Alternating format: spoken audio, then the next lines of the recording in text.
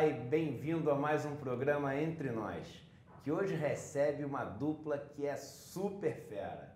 Elas estão dirigindo uma série brasileira que estreia as séries totalmente brasileiras no Netflix. Então, além de ser um prazer enorme, é um orgulho enorme estar recebendo as duas aqui no programa.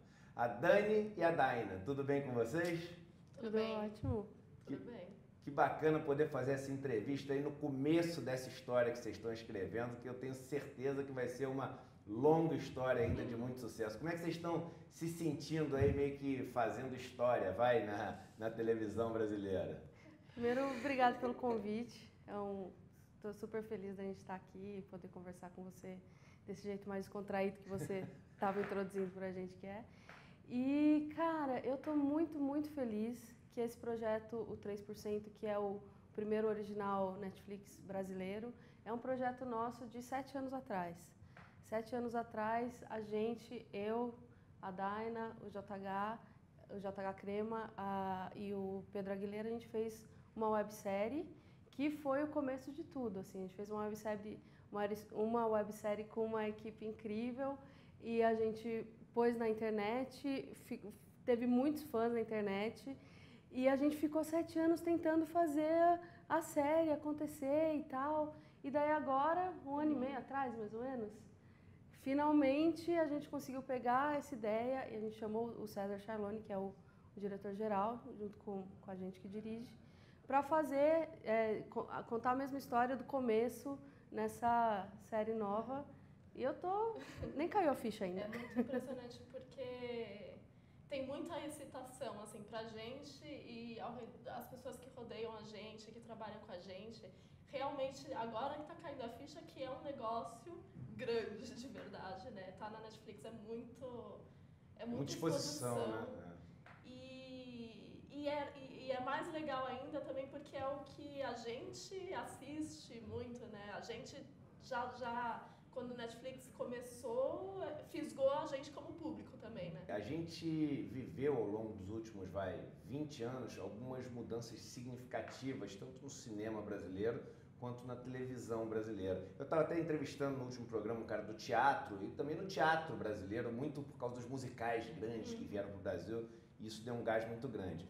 E no cinema brasileiro a gente teve ali, começando com Cidade de Deus, esse gênero, né, que começou a ter depois o Tropa de Elite, Tropa de Elite 2, etc., que fez assim um sucesso enorme no mundo e inaugurou ali um gênero que fazia muito sucesso. E vocês trazem ficção com suspense, né? Que é uma coisa que o Brasil é muito difícil fazer, porque primeiro você tem que ter tecnologia, tem que ter gente que é muito especialista naquilo, e o que a gente teve mais perto de fazer uma coisa de suspense, com tecnologia assim, foram uns filmes meio espíritas que aconteceram atrás, que usavam uma tecnologia, mas o pessoal ia assistir e falava, cara, a gente tá tão longe do que os filmes lá de fora que usam esses efeitos fazem, e quando você vê o 3%, que aliás eu não sei se é o 3% ou a 3%, que é a série 3%, ou o filme 3%, enfim, quando você vê o 3%, você fala, caramba, estamos produzindo um negócio que desde a parte estética já é do nível do que você tem lá fora.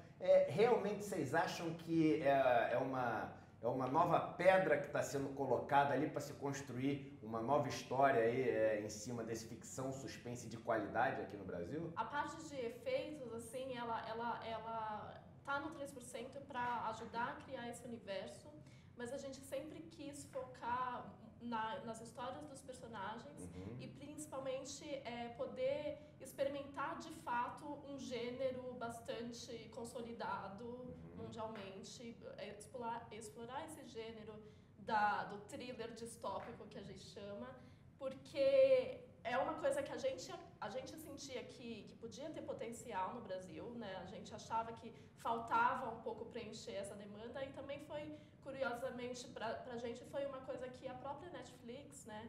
O Eric, que é o vice-presidente de conteúdo da Netflix, foi uma das grandes coisas que atraiu ele para o nosso projeto, porque ele falava como eles conseguem, através da plataforma, conhecer o gosto, né, de todos, do público, e a Netflix tem uma força muito grande aqui no Brasil, era uma coisa que eles sentiam essa demanda, de que realmente existe um público brasileiro que quer ver esse gênero.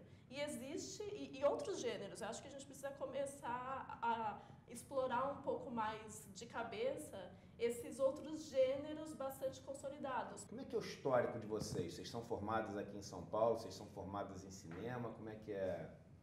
A gente fez audiovisual na USP, Tá. a gente é da mesma turma, da Vocês mesma são amigos classe. da USP? Sim, A sim. gente é amiga há 10 anos, a gente e os outros, o criador, que é o Pedro Aguilera, e o outro diretor, JH Crema, a gente se conhece há 10 anos. De faculdade, de turma de faculdade, fazer exercício junto. Que legal, sim, cara. sim. Isso, hoje em dia, faz diferença para a série estar Faz. bem amarrada, as engrenagens estarem funcionando bem? Essa amizade longa ajuda muito? Ajuda bastante. E porque a gente trabalha junto faz o quê? Uns 8 anos. Claro, os diretores, cada um tem a sua trajetória, fez coisas separadas, mas a gente trabalhou muito junto. E o César Charlone entrando agora, ele também teve uma habilidade de conseguir se misturar com a gente, mesmo a gente já sendo fã dele e ele tendo um background totalmente diferente da gente, funcionou assim, da gente, vamos então contar uma história só, não cada um contar a sua, sabe? Isso foi muito importante e deu certo, assim, isso foi uma coisa que deu certo. A Netflix, ela meio que revolucionou, né, a maneira de se ver televisão, né? E é engraçado que foi uma empresa que conseguiu ela mesma se reinventar, porque a Netflix antigamente era um negócio de aluguel que você fazia, né? E passou a ser streaming, todo mundo, mas a internet não vai conseguir dar a potência que precisa para o streaming ali poder mostrar um vídeo de qualidade. E hoje em dia todo mundo aí assiste a Netflix. Vocês já buscaram um formato que encaixasse na Netflix ou uma coisa voltada para a Netflix? Ou não? Aconteceu de casar com a Netflix ali depois que o projeto já estava pronto? A gente, o Aguilera e os outros roteiristas já estavam pensando como era a temporada e eu acho que foi um casamento das duas coisas, sabe? Acho que a história que a gente queria contar funciona na plataforma da Netflix. E ao mesmo tempo a gente também pensava, e aí, se você estivesse assistindo, você ia depois dos 15 segundos aceitar assistir o próximo episódio ou você ia parar? A gente se colocava nesse lugar porque é o que a gente faz no tempo livre, sabe? E ela é uma série que passa só no Brasil ou passa no mundo inteiro? Ela estreou em 190 países. Uau! Sim, no mesmo momento e na hora local de Brasília. Então era meia-noite do Brasil em 190 países. Todos os países que tem Netflix. E vocês já tiveram, assim, uma quantidade de respostas para poder avaliar o que o pessoal de fora do país está achando da série? A gente ficou no Twitter ali, no dia que estreou, hashtag 3%, lendo o que as pessoas estavam falando, de tão ansioso que a gente estava para saber, assim. E o resultado foi incrível, assim, as pessoas, cada personagem, eu gosto dessa personagem, eu odeio ele, não, agora eu gosto, porque aconteceu tal coisa. Isso foi essa sensação incrível, assim. Qual foram as referências estéticas que vocês tiveram para poder fazer essa série? Vocês devem ter se inspirado em algumas séries que vocês estudaram para poder usar ali como algum tipo de guia, claro, dentro de todo o universo de vocês, mas tendo algum tipo de guia. Qual foram as principais séries? Teve muita coisa que mudou muito ao longo desses anos, assim, desde que começou, por exemplo, quando foi criado o 3%, nem eram séries, mas teve uma influência grande dos livros 1984 e Admirável Mundo Novo. E naquela época, por exemplo, esteticamente, tinha acabado de surgir Lost. Então era onde a gente estava viciada, a gente estava muito apegado àquilo, mas também vários longas metragens bastante... que talvez aqui o pessoal nem conheça, mas Metrópolis, do Fritz Lang, O Processo, do Orson Welles, mas eram muito mais, era um tipo de referência mais para o conteúdo e para o clima. Só que como teve vários anos aí de desenvolvimento e a gente foi mudando e a gente foi conhecendo várias coisas, foi mudando bastante isso. Então tem séries que a gente gosta muito, por exemplo, Breaking Bad, a gente adora. E que eu acho que dialoga bastante essa coisa de dualidade do personagem. Que quando a gente fez a websérie 7 anos atrás, a gente tinha uma mentalidade, ou a série era mais maniqueísta, assim, a websérie que a gente fez. Agora, 7 anos depois, a gente amadureceu como pessoa e como diretora, e o mundo também mudou, a gente busca muito mais essa dualidade do personagem, de não ter o lado bom e não ter o lado mal. Breaking Bad discute isso, Breaking Bad é sobre isso. Agora, só esteticamente também teve muito da cara da série hoje tem a ver com o fato do César Charlone ser o nosso diretor-geral e ele, que já filmou, fotografou coisas muito, muito importantes, trouxe essa linguagem de câmera e ele trouxe uma coisa de trazer mais cores para a série, numa tentativa da gente trazer também uma coisa mais brasileira. Não dá para não notar a semelhança que existe do filme meio que com a realidade social que a gente vive no país, assim, né? A gente vive num país onde talvez até um pouco menos do que 3% das pessoas tenham acesso ao mundo maravilhoso, ao mundo perfeito, ao mundo de muitas oportunidades. O filme serve também como um pouco de alegoria para essa crítica social de uma sociedade onde o funil é realmente muito apertado como a sociedade brasileira? Com certeza. Isso é uma das coisas que nos move a discutir essa injustiça social, eu não sei qual que é o jeito certo de resolver essa situação, mas eu acho que não dá para a gente aceitar que não sei quantos por cento da população brasileira tenha muito mais do que a metade da riqueza. Eu não sei esses dados, mas eu sei que é desigual, sabe? E é uma loucura, porque se você for pensar, né, aqui filosofando sobre o conteúdo da série, sobre a sociedade que a gente vive, as pessoas, por exemplo, criticam muito quando surge alguém e fala o seguinte: pô, calma aí, o cara roubou, tu quer matar o cara, não é assim, etc. Ou o cara fez até um crime um pouco mais violento, a gente fica criticando muito do alto da pirâmide. Mas aí quando você vê uma série dessa, você vê o cara tendo que lutar para sobreviver, ele faz uma coisa e aí você explica: não, mas pô, ele tá lutando para sobreviver, você tem que entender. E se você fizer uma alegoria, o cara também ali tá meio que lutando para sobreviver. Ninguém sabe ali do topo da pirâmide como é dura a vida de um cara que nasce numa favela onde tem saneamento básico, pisando em esgoto, sem saber direito quem é o pai dele, morando com 10 pessoas num cômodo de 3 metros quadrados.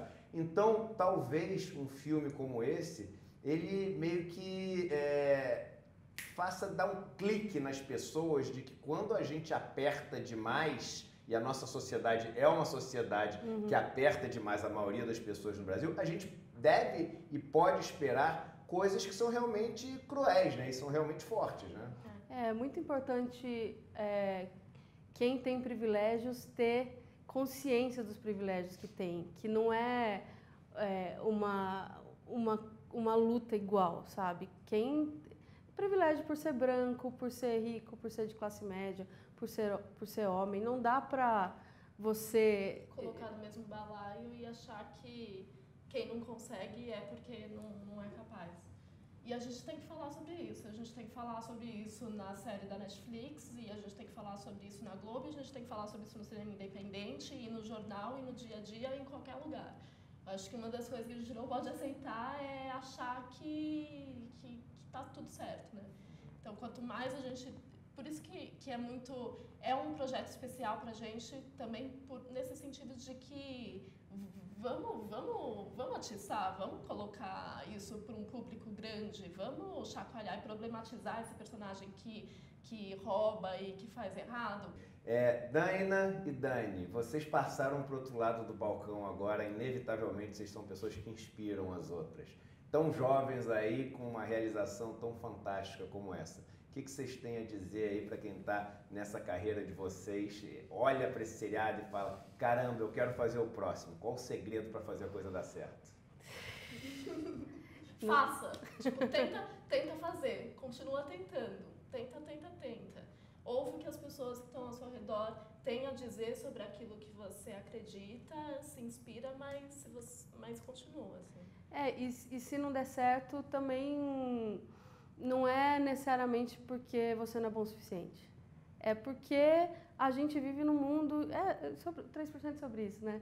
A gente vive num mundo que não é justo. Às vezes, a pessoa mais talentosa, mais capaz, não consegue fazer virar um projeto porque simplesmente não estava no lugar certo na hora certa. Então, quando você tem uma oportunidade, quando você tem essa sorte, agarra e vai. Uma hora vai chegar, eu espero, né? Daina e Dani, muito obrigado pela presença aqui no Entre Nós. Vocês que dirigem essa série, que inaugura uma série 100% brasileira no original Netflix, o 3%. E eu vou acompanhar, mas eu vou tentar ver devagarzinho para poder não ter muito tempo entre o final dessa e o começo da próxima, tá bom? Obrigado e parabéns a vocês. A gente que agradece. Obrigada mesmo.